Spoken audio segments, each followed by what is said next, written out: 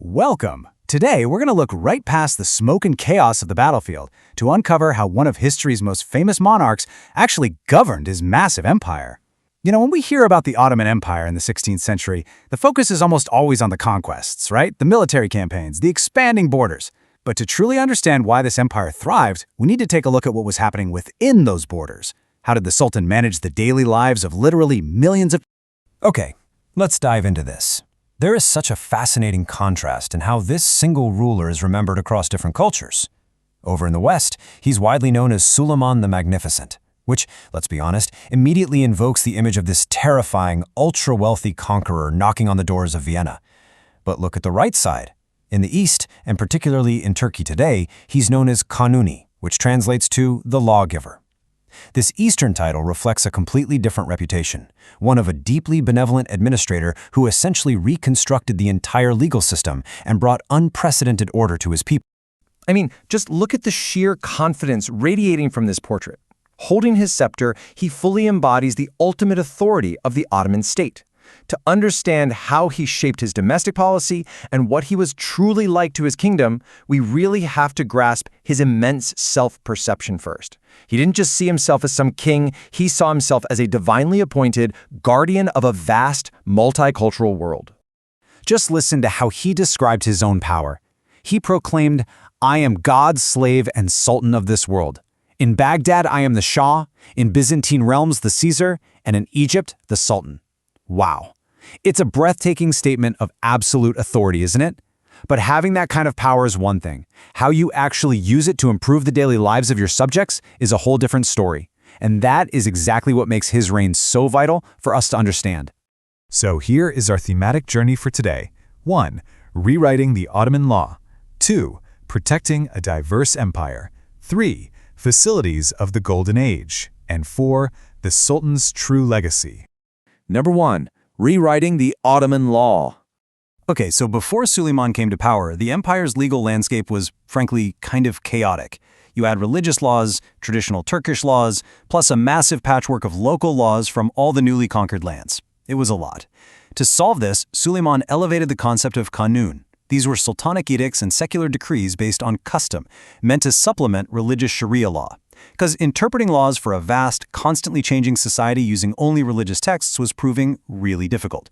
So what did he do? He compiled all the kanun-names from previous rulers, filtered through them, edited them, and issued a single, unified sultanic code. He did this right alongside his highest religious authority, the Sheikh al-Islam Abu Su'd Effendi, effectively harmonizing common secular law with Islamic law. A real game-changer. And this brilliantly illustrates his deep focus on the mundane but absolutely crucial aspects of social life. Look at the areas transformed by this new unified code: land tenure, taxation systems, trusts, marriage regulations, and criminal law. Suleiman wasn't just issuing vague decrees from a distant palace, he was actively standardizing the daily social fabric for his subjects. This sweeping reform created a binding legal framework that drastically reduced corruption, centralized administrative power, and brought an unprecedented consistency to the empire that would literally last for over 300 years. Number 2. Protecting a diverse empire. Now, having a unified law is only part of the equation, right? He also had to manage the incredible, sprawling diversity living within his borders. Just look at the sheer geographic scale of the empire near the end of his era. We're talking stretching all the way from Algiers in North Africa right across to Baghdad and deep up into Europe, taking the crown of Hungary. The Ottoman Empire was now the absolute largest of its time, and that meant ruling over millions of non-Muslims, including vast populations of Christians and Jews, each with their own incredibly rich cultures and traditions. Which brings up a fascinating question, and honestly, it's a very modern problem when you think about it. How do you maintain peace and govern such a rapidly expanding, multicultural, multi-religious society? How could a 16th century ruler possibly avoid endless rebellion and friction among so many different groups? So, the crucial point is that Suleiman leaned heavily into what's called the millet system. This allowed communities of different faiths to operate as their own nations or millets. They could maintain their own courts, their own local laws, and follow their own religious leaders to maintain peace within their communities. As long as these local laws didn't contradict the overarching imperial laws or religious laws of the empire, they were completely preserved. It was an incredibly pragmatic approach. It drastically reduced opposition to Ottoman rule, made the communities feel totally secure in their traditions, and, not coincidentally, made collecting taxes much, much easier for the empire. Number 3. Facilities of the Golden Age. We've talked a lot about the law.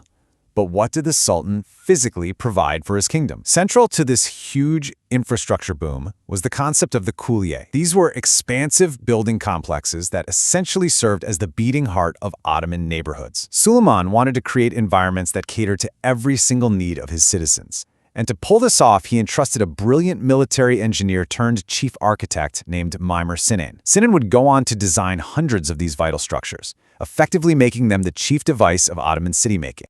Imagine walking into one of these complexes as an everyday citizen back then. Right in the center is the mosque for your spiritual needs. But branching out from there, you'd find a dar shifa, a fully staffed hospital to heal the sick, and an imarat, a bustling public soup kitchen providing hot meals daily. There were madrasas for education and hammams for public hygiene.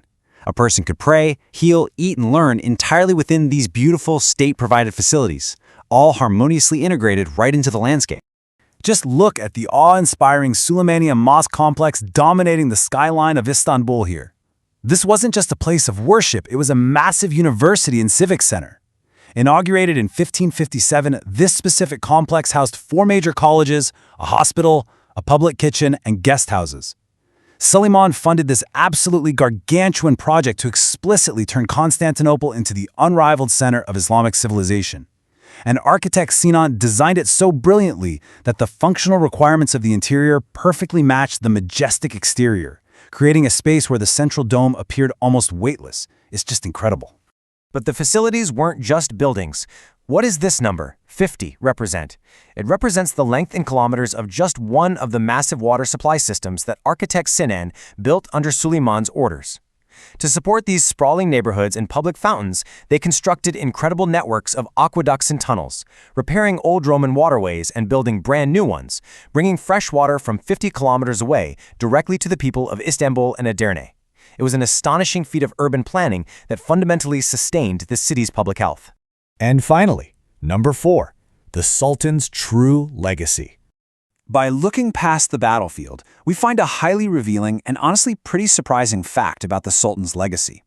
Despite being an all-powerful monarch who meticulously structured his society's laws and poured vast resources into public welfare, he was also a gifted poet and a wage-paying patron of the arts. He once wrote, "The people think of wealth and power as the greatest fate, but in this world a spell of health is the best state." I mean, it is just fascinating that a man who commanded the greatest military machine of his day ultimately penned words valuing physical well-being over earthly conquests and sovereignty. Which leaves us with this final thought to consider today. History so often focuses on the borders drawn by swords, right? But those borders always change. If his military conquests eventually faded, is it Suleiman's legacy as a master builder, a patron of the arts, and a unifier of law that truly makes him magnificent today? It really forces us to rethink what actually makes an empire and its ruler great. Thank you so much for joining me on this deep dive, and keep asking questions about the history we think we know.